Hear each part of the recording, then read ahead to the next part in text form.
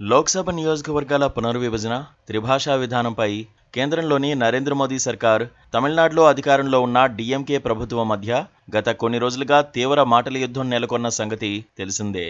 తమిళనాడు ముఖ్యమంత్రి డీఎంకే అధినేత MK స్టాలిన్పై BJP మద్యం కుంభకోణం ఆరోపణలు చేసింది.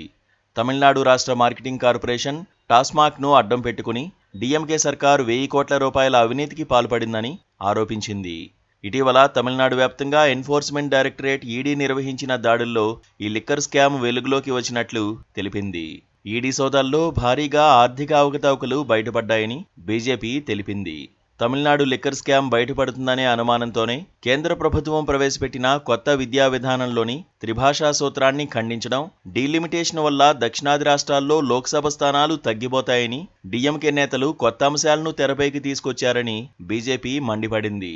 అయితే 2025-26 ఆర్థిక సంవత్సరానికి సంబంధించి తమిళనాడు రాష్ట్ర బడ్జెట్ను అసెంబ్లీలో ప్రవేశపెట్టిన రోజే ఎంకే స్టాలిన్ ప్రభుత్వంపై బీజేపీ ఈ లిక్కర్ స్కామ్ ఆరోపణలు చేసింది.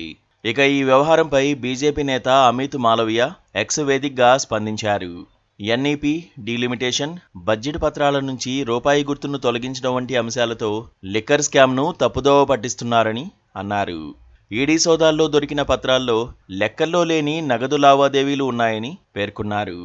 డిస్టిలరీ కంపెనీలు దాదాపు 1000 కోట్ల రూపాయల లంచాలను కొంతమంది వ్యక్తులకు చెల్లించినట్లు తెలిసిందని అమిత్ మాలవియా తీవ్ర ఆరోపణలు చేశారు. ఆ 1000 కోట్ల రూపాయల డబ్బు ఎవరెవరికి అందిందో సీఎం స్టాలిన్ తెలియజేయాలని డిమాండ్ చేశారు.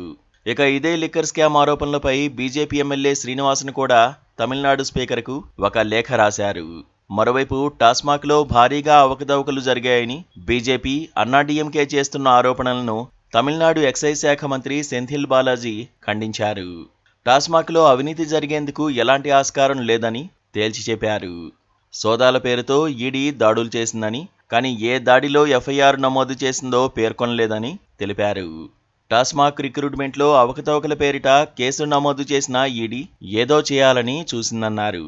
గత 4 ఏళ్లుగా బార్ల టెండర్లను ఆన్లైన్లోనే ప్రాసెస్ చేస్తున్నామని, ఎలాంటి ఆధారాలు లేకుండా 1000 కోట్ల రూపాయల స్కామ్ జరిగిందని తప్పుడు ఆరోపణలు చేస్తున్నారని మంత్రి సెంథిల్ బాలాజీ మండిపడ్డారు.